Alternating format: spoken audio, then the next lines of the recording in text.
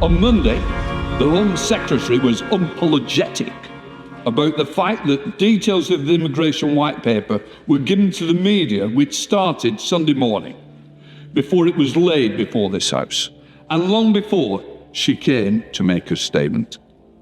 I note that those who now occupy senior ministerial roles were not slow to complain when the previous government made major policy announcements outside this place.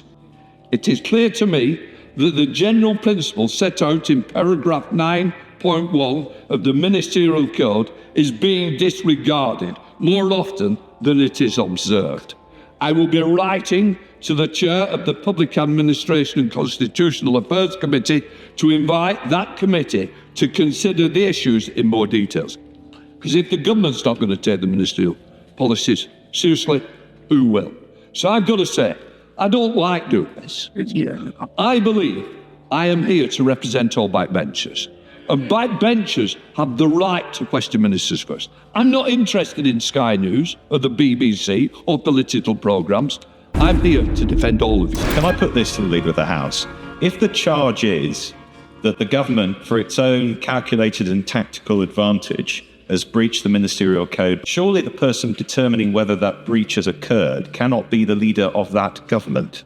So isn't it time to look again at the recommendations made by, among others, the Committee on Standards in Public Life, of which I was once a member, that the decision maker as to whether the Ministerial Code is breached should be the independent advisor on ministerial interests and not the Prime Minister?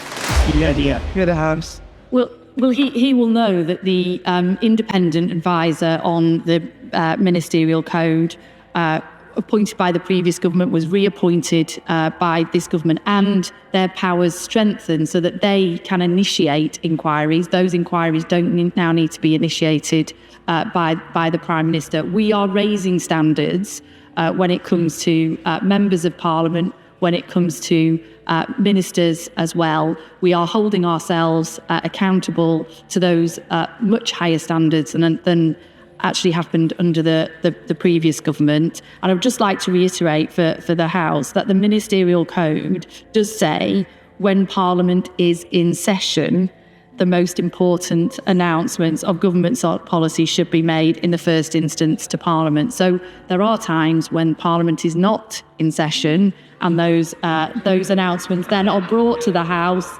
at other times.